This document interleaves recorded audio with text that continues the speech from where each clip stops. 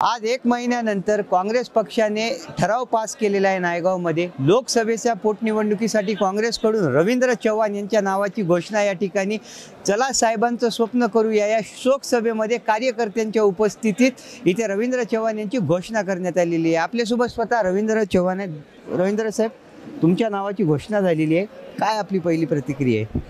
नाही, घोषणा म्हणण्यापेक्षा मागे एक महिन्यापूर्वीच नांदेड जिल्हा काँग्रेस कमिटीनं माझ्या नावाचा ठराव लोकसभेसाठी घेतलेला आहे आणि तसा ठराव महाराष्ट्र प्रदेशकडे पाठवलेलाच आहे। आज खरं तर नायगाव मतदारसंघ हा स्वर्गीय वसंतरावजी चव्हाण साहेबाचा होम ग्राउंड मतदारसंघ आहे आणि बरेच दिवसानंतर आम्ही बाकी तालुक्यामध्ये सगळीकडे शोकसभा घेतली आणि सर्वांची इच्छा होती की होम ग्राउंड असल्यामुळे थोडंसं आपण निवांत या ठिकाणी सभा घ्यावी आणि आज सर्व कार्यकर्त्यांच्या नायगाव उमरी धर्माबाद मतदारसंघाच्या वतीने आज या ठिकाणी शोकसभेचं आयोजन त्यांनी केलेलं आहे। शोकसभेसाठी सगळे पदाधिकारी आलेले आहेत। मेजर मिसिंग आहेत जे भाजपमधून काँग्रेसमधून आलेले आहेत, जे भास्करराव पाटील खतगावकर यांची अनुपस्थिती दिसत आहे, काय कारण आहे? त्यांना बोलवलं होतं का तुम्ही? नाही, त्यांची अनुपस्थिती म्हणण्यापेक्षा त्यांचा प्रवेश या ठिकाणी मुंबईमध्ये सोयीस्कर म्हणजे प्रदेश कार्यालयामध्ये झालेलाच आहे।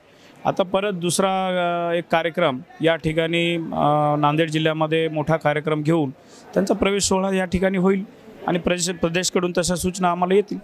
त्यांचा बॅनरवरही फोटो दिसत नाही आहे। बरीचशी चर्चा या कार्यक्रमाची रंगत आहे। मिनल खतगावकर आहेत, भास्करराव पाटील खतगावकर आहे, यांचं बॅनरवर सुद्धा स्थान दिसलेलं नाही आहे। नाही, बघा, बॅनर जर आपण बघितलं तर कोणीही पदाधिकारी या ठिकाणी बॅनर काढतात, पण त्यांचा असा विचार असेल की एक नंतर मोठा मेळावा घेतल्यानंतर त्यांना आपण सर्व स्थान देण्यात येईल, योग्य स्थान देण्यात येईल त्यांना। नायगावच्या विधानसभेचं काय ठरलंय ते देखील प्रचार करत आहेत मिनल खतगावकर।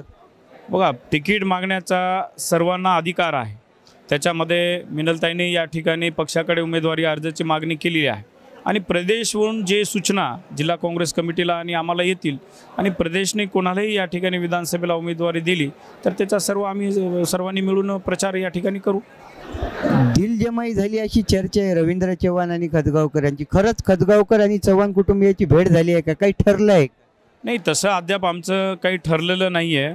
चव्हाण आणि खतगावकर कुटुंबीय आम्ही मुंबईलाच त्या ठिकाणी भेटलो होतो, तर आमच्या पक्षाची एक बैठक होती आणि खतगावकर साहेब त्या ठिकाणी प्रवेश घेण्यासाठी त्या ठिकाणी आले होते, तिथंच आमची एक बैठक झालेली आहे आणि येणाऱ्या काही दिवसामध्ये आपल्याला चित्र स्पष्ट होईलच काय नेमकं।